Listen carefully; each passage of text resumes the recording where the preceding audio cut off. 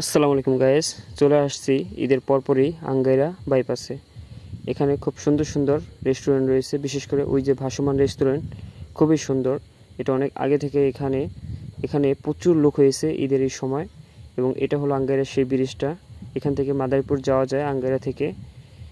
যাই হোক, এখানে আসলাম ঈদের পরপরই, খুবই ভালো লাগলো। বিশেষ করে প্রচুর লোক ছিল, বিকালেই চলে আসছি আমরা এবং অনেকক্ষণ ঘুরলাম এখানে।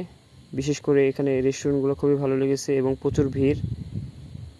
এখানে প্রথম আমরা ভাসমান রেস্তোরাঁটা একটু ঘুরে দেখব। এখানে দেখুন কত সুন্দর পানির উপরে ভাসমান রেস্তোরাঁ হয়েছে আঙ্গাইরা।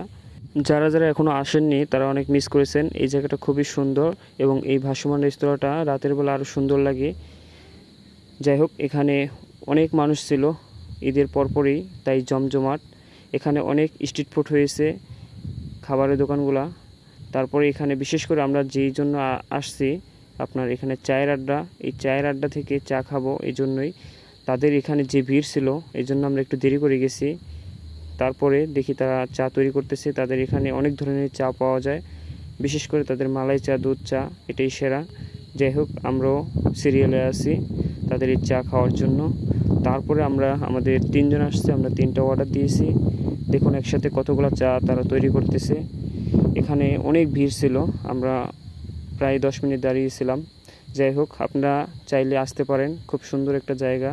বিশেষ করে বিকালবেলা জমজমাট থাকে, বিকাল থেকে রাত 10টা পর্যন্ত।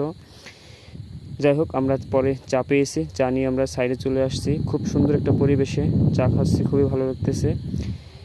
ভিডিওটা কেমন লাগলো কমেন্ট করবেন। এখানে এখন অনেক রেস্টুরেন্ট হয়েছে, তাই আপনারা চলে আসতে পারেন ঘুরতে, খুব সুন্দর একটা জায়গা।